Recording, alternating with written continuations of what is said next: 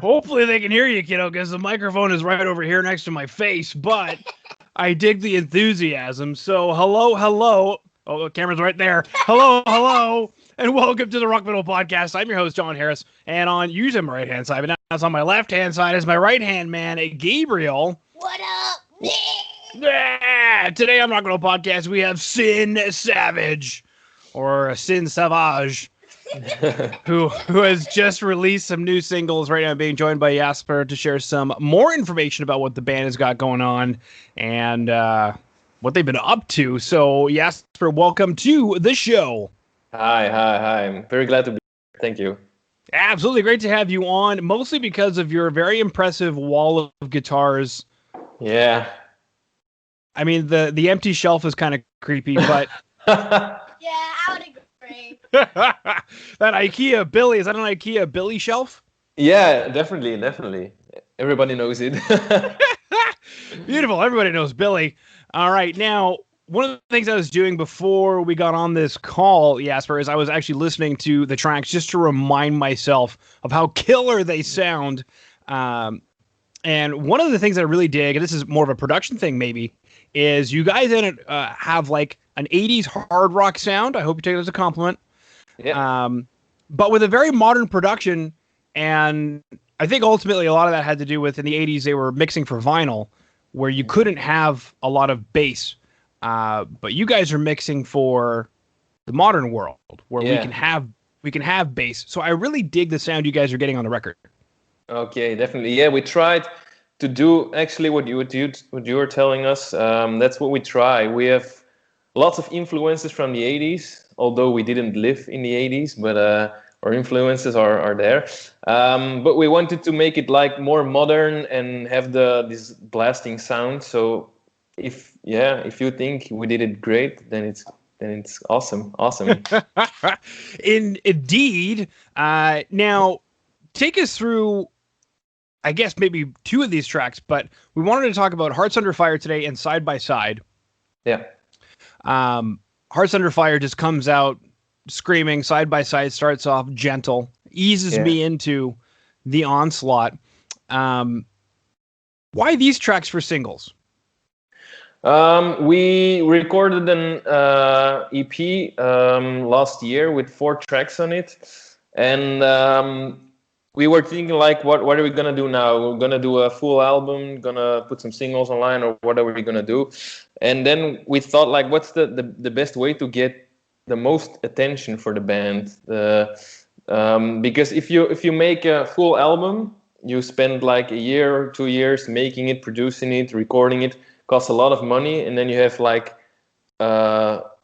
one big release and a lot of attention for this one big release, but then after a month the attention fades away. So we try to have a steady state of attention for the band. So that's why we released 3 singles in a row this year.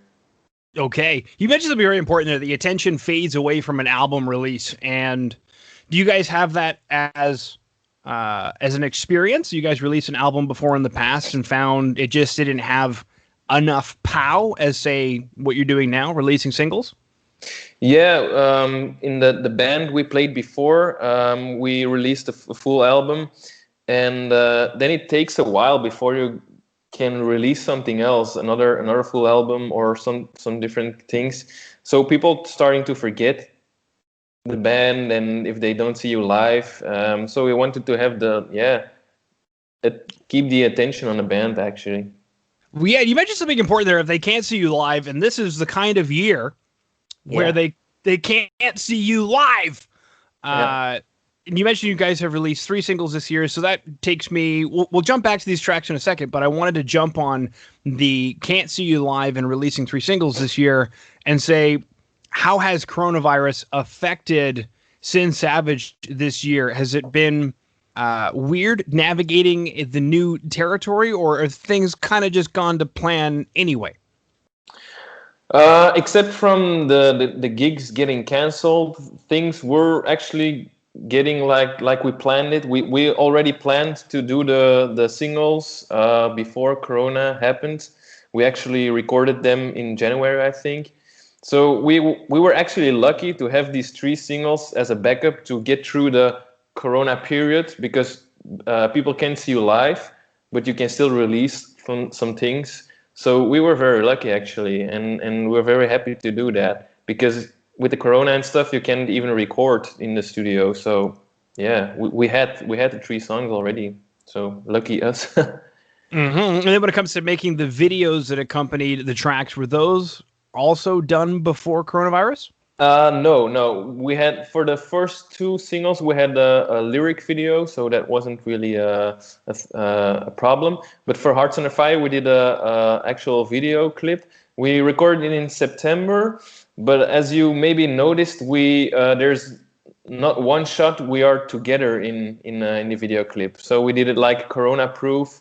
Yeah, it was fun, but we did it. So. Well, then I guess take us through that. How do you make a music video Corona proof? You just need to have the right location with lots and lots of space, and the camera guy wears the mouth mask, and everybody is wearing a mouth mask when you're not on camera. So when you're on camera, you put out the mask, you play the song, and afterwards you put the mask back on, except for drinking beer, then you put it off. Exactly. These are very important things to consider. Yeah. And the funny thing is, I'm watching the music video right now as you mentioned that, and you guys did such a good job on it. I didn't even notice that you guys are never together. Yeah. In the same room. I just assume that you guys are in the same room. Did you guys film it in the same room just individually, or is this all like different spaces? Oh, we were all in the same room, but it was a big space. Actually, it's a big nightclub in Belgium. It was a really famous nightclub, so it was big, and we were all in the same room, but with enough distance, and we are all in the same spot. Actually, if you see the camera, we're all standing on the same spot, but just on different times. Even the drummer is on the same spot, but he's not elevated. La Roca, the ballroom, baby. Yeah. It's a legendary place here in Belgium. Okay, perfect. Now, actually, while I'm here, there's somebody who left a comment a couple weeks ago on the music video that says, "These guys are the real hope for the good old metal. Thumbs up, lads. Carry on." With comments like that, how do you guys take those kinds of comments? Obviously, it's a compliment, but I mean, how do you guys perceive that? Yeah, we're definitely super stoked to get these comments and very happy, but it's still difficult to get enough attention in Belgium and to get somewhere. Maybe our first goal is to be have a spot on Grass Pop Metal Meeting. I don't know if you guys know Grass Pop. Mm-hmm. It's a very big metal festival in Belgium. It's one of the biggest in Europe, alongside Wacken and everything. It's in Belgium. So we're hoping one day to stand there and then get further. So maybe one day in Canada. I guess. And it's been a while since I've been to one of these large festivals like Wacken or Download or whatever. They have lots of stages. So, I mean, even if you guys aren't, that big, maybe you could get like a parking lot gig or something, like right next to the guy who's making the hot dogs. Yeah, but they're doing these kind of gigs for the Belgian bands, so like opening in the tent, but still, then it's a huge honor to be there, and yeah, you get a lot of attention as a band, but we're working on it. So yeah, fantastic. Another comment: "Fucking Greifemane." I don't know what language that is, but I'm going to speculate that he also enjoys what's going on with Sin Sauvage. Yeah, he's just saying fucking cool, guys. Beautiful. All right. Now, Hearts on track about. Is this like a breakup song? Yeah, not really. The first part is like it's between a relationship between two persons, and the first part you can feel and you can hear him that he's very angry. There's a lot of anger in the first part. I think the first sentence is never thought my patience could run thinner. So it's really angry. But then, the guy feels really strangled in his relationship. But after, in the end, you can feel that the tone is changing, like he regrets, and that he remarks that he can't live without her. In the end, you'll hear Hearts Under Fire, Don't Let Me Go, All I Desire, Don't Ever Know. So it's like a constant battle between what should I do. Yeah, no, that makes sense. Going through, I guess, maybe stages of grief over such a thing.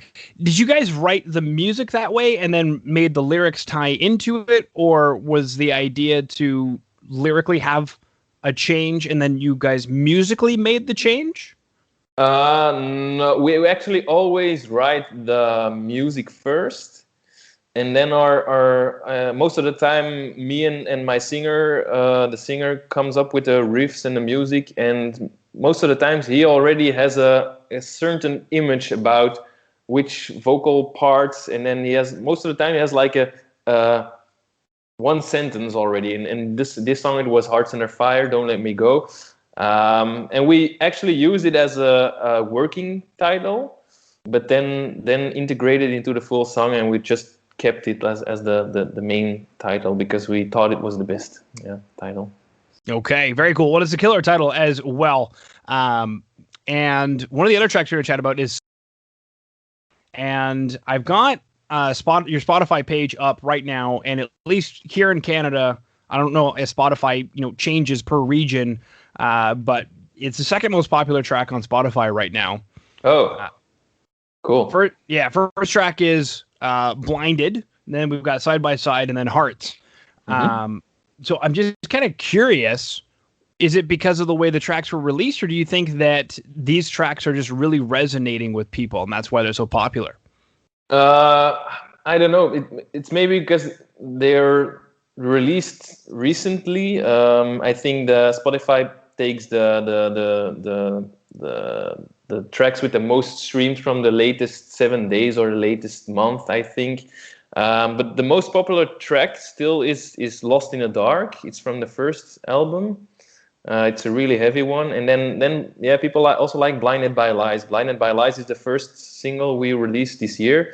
It's also a more heavy track. It's more up-tempo, heavier, more metal.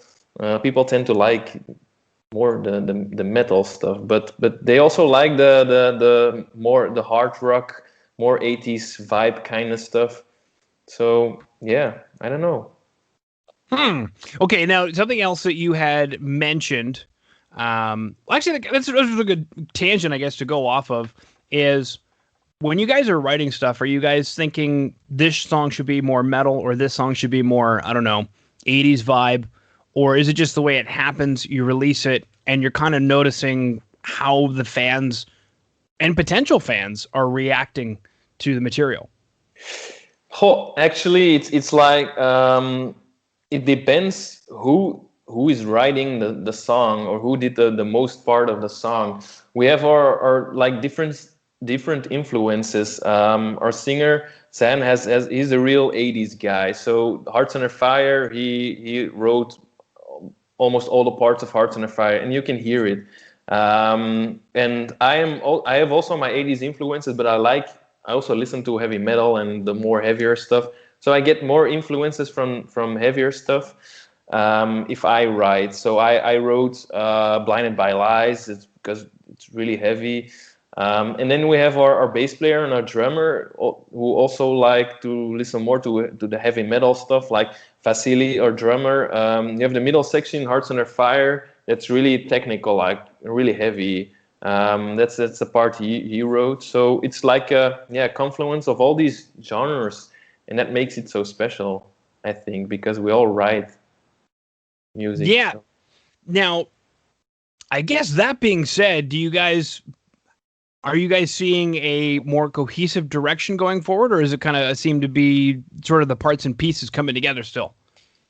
Yeah, I don't know, it's most of the time, but with the last songs, it were pieces coming together, influences, and that's what we like to hear. But now we're more thinking about what direction should we write. These songs get more attention, these songs get less attention. Should we write more in this direction? But I think for the main part, we just write what we like to make, what music we like to make. We're not gonna change our music, never.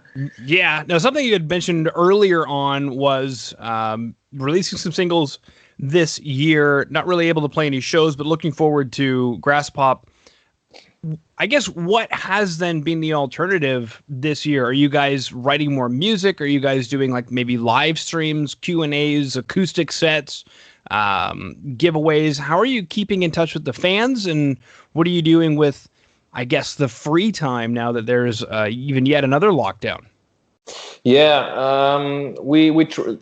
apart from these new releases, we try to get more involved in the marketing, like Instagram, Facebook, doing this kind of stuff. We have some people helping us with this kind of stuff, because it takes a lot of time and a lot of knowledge to get to know how to get the most attention from your fans. And then we're selling new like t-shirts, making sweaters, tank tops, and all these kind of stuff, just to be there and have a voice in this Corona period. Yeah, funny when you mentioned making sweaters. I don't know why, but I just imagine, the drummer's girlfriend sitting there in overtime, making sweaters by hand. I don't know why I. No. Just designing, maybe is a better word. Yeah.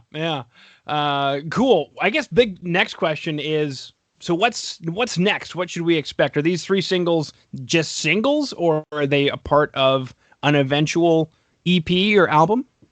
We're still thinking about it. One option is they stay just singles. The other option is we make a full album and we integrate the songs into the full album, and we make a couple of new songs.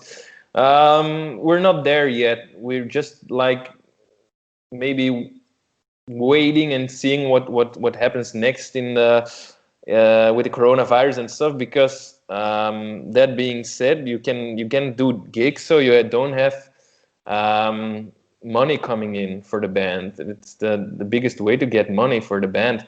And if you want to be able to get in the studio and pay for the studio, it costs a lot of money. So at this point, we're still writing and seeing what happens, and hoping to get as much as gigs as possible in 2021. So yeah.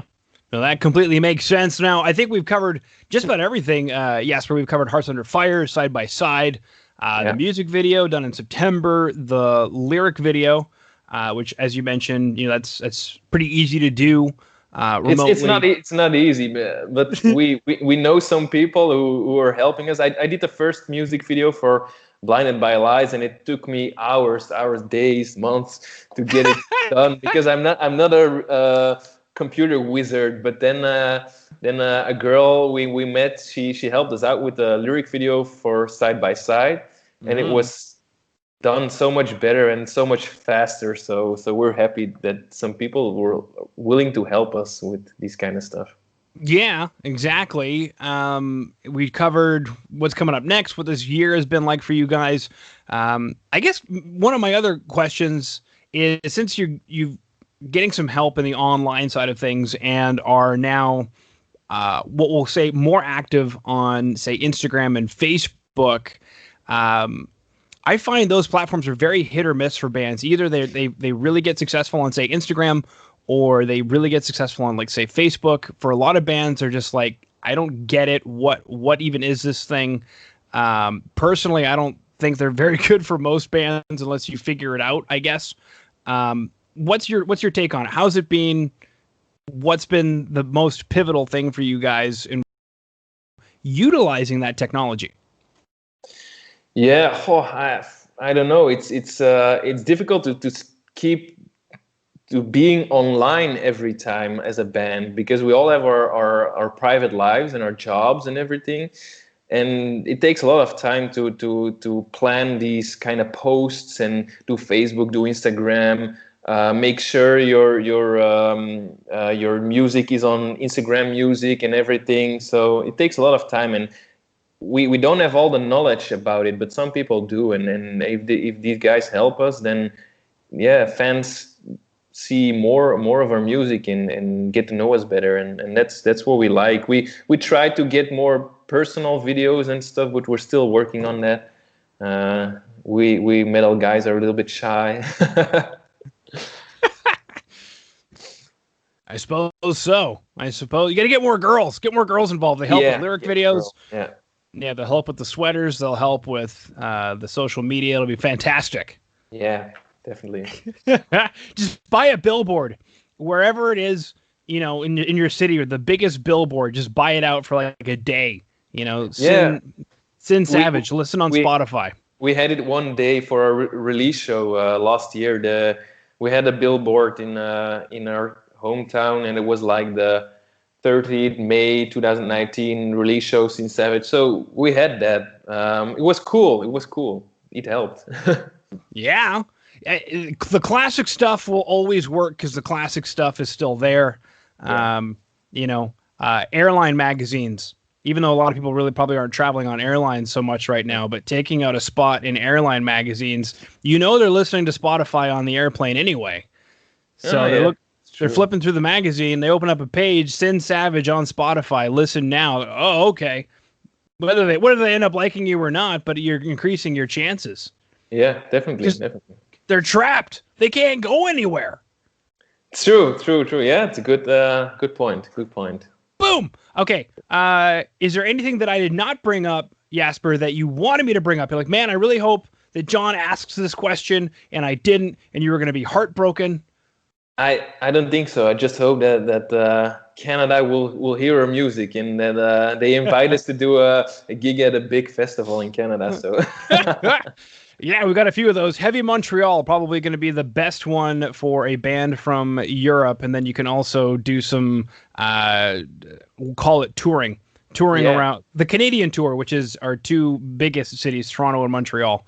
Yeah. I will be awaiting their call. Beautiful, baby. I can get you in touch with some people. Cool. Yeah, we'll chat about that. And then, I think that's it. So, Jasper, thank you so much for coming on to the Rock Metal Podcast today. Yeah, thank you, John. It was a pleasure.